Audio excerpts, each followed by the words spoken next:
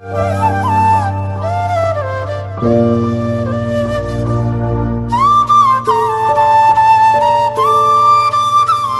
प्रिय आत्मा, नमस्ते।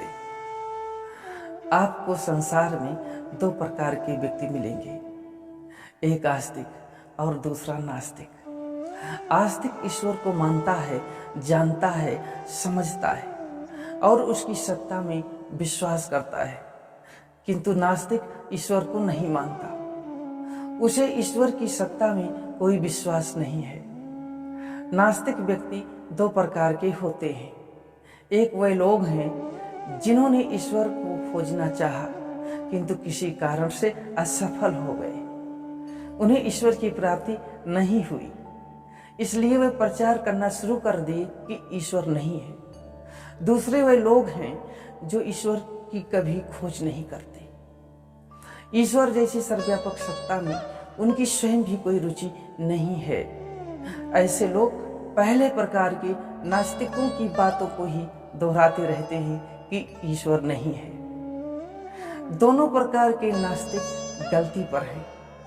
कोई चीज हमें खोजने पर ना मिले तो इसका मतलब यह नहीं है कि वह चीज नहीं है, अपितु इससे हमारी अल्पज्ञता और अल्प सामर्थ्यता ही सिद्ध होती है, न कि किसी वस्तु का अभाव। अनेक ऋषियों, मुनियों, योगियों, भक्तों और संत महात्माओं ने ईश्वर की प्रत्यक्ष सत्ता स्वीकार की है। ऋषि दयानंद का ग्रंथ सत्यार्थ प्रकाश, जो वेद आदि सत्य शास्त्रों का सार है, उसमें भी ईश्वर का प्रत्यक्ष दर्शन स्वीकार किया गया है। ऋषि दयानंद जी ने लिखा है कि इस प्रत्यक्ष सृष्टि में रचना, विशेष आदि ज्ञान आदि गुणों के प्रत्यक्ष होने से परमेश्वर का भी प्रत्यक्ष है।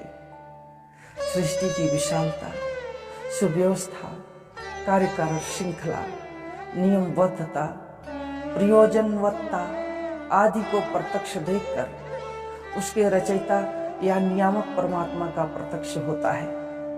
सृष्टि के रचयिता तथा व्यवस्था की सत्ता को नकारना ऐसा ही है जैसे बगीचे की शोभा तथा उसके सौंदर्य की सराहना करना, किंतु माली की सत्ता को स्वीकार न करना। सृष्टि का संचालन कर रहे नियमों में से किसी नियम का ज्यों ही वैज्ञानिकों को पता चलता है, त्यों ही वह नियम चिल्लाकर कहता है, मैं तो पहले से ही विद्यमान था, मेरा निर्माता ईश्वर है, तुमने तो मुझे बस खोज निकाला है। इससे तुम्हें अपनी अज्ञता या अल्पज्ञता का एक और प्रमाण मिल गया। इस दृष्टि से ईश्वर की सत्ता को नकारना ठीक नहीं है। हमें अपनी अल्पज्ञता और सीमितता पर भी विचार करना चाहिए। परमास्तिक दिव्य आत्माएं अनादिकाल से ईश्वर का प्रत्यक्ष दर्शन करती आ रही हैं और आगे भी करती रहेंगी। इसके लिए आवश्यक है कि जो ईश्वर का प्रत्यक्ष दर्शन करना चाहता है, उसका जीवन शुद्ध और निर्विकार हो। इसीलिए यमाचार्य कठोपनिषद में उपदेश करते हैं कि ना विरतो दुश्चरिता, ना शांतो ना समाहिता, ना शांत मानसो वापि प्रज्ञाने नयन मापनीयात। अर्थात जो व्यक्ति दुराचार से उपराम नहीं हुआ, जिसने इंद्रियों को वश में नहीं किया, जिनकी बुद्धि सदा डामाडोल रहती है और जिनका मन शांत नहीं हुआ, ऐसा व्यक्ति ज्ञान की बातें जान लेने पर भी परमेश्वर को नहीं पा सकता। मुझसे बहुत से लोग पूछते रहते हैं कि क्या ईश्वर है, आपने ईश्वर को देखा है? लोगों की ऐसी बातें सुनकर मुझे हंसी आती है। मैं उनसे कहता हूँ ईश्वर है और मैं हमेशा देखता रहता हूँ।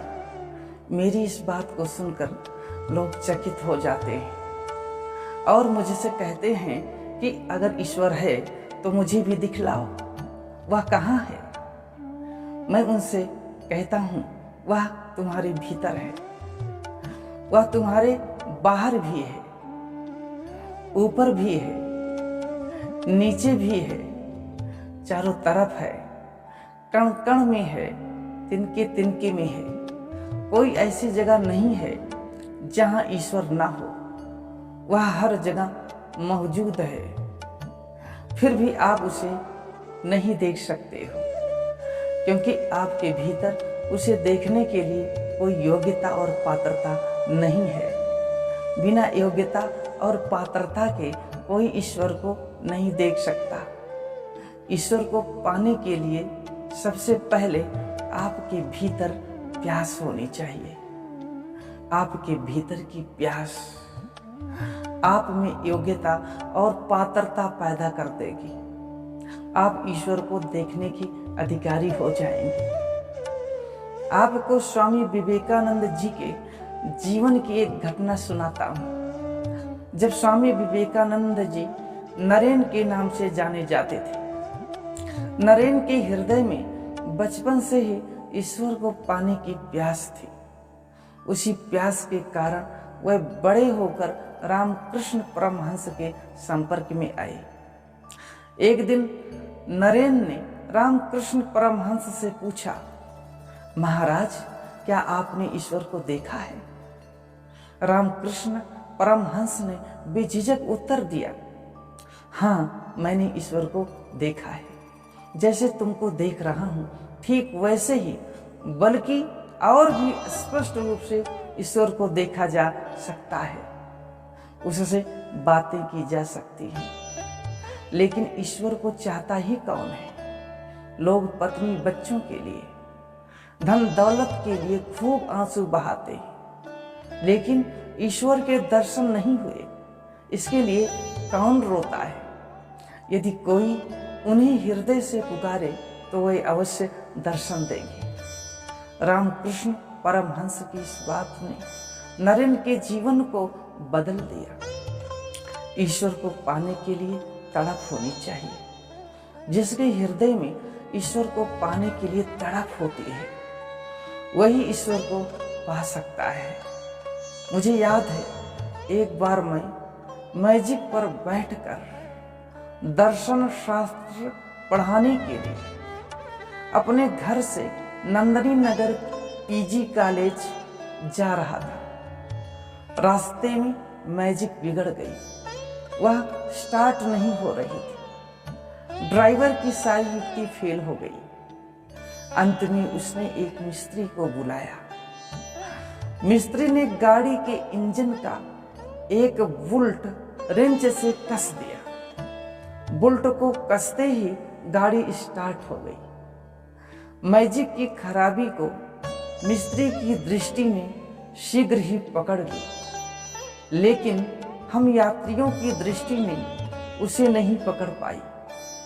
मिस्त्री की जानकारी के सामने हम यात्रियों की जानकारी कुछ भी नहीं है। मिस्त्री ने इस दृष्टि को पाने के लिए कितना पुरुषार्थ किया होगा, तब कहीं जाकर उसे ऐसी दृष्टि प्राप्त हुई। ऐसा ही ईश्वर के विषय में भी समझना चाहिए। आपके पास कौन सी दृष्टि है जिसके आधार पर आप ईश्वर को देखना चाहते हैं? ईश्वर को पाने के लिए पुरुषार्थ करना पड़ता है। पुरुषार्थ से दृष्टि प्राप्त होती है। दृष्टि से ईश्वर को देखा जा सकता है।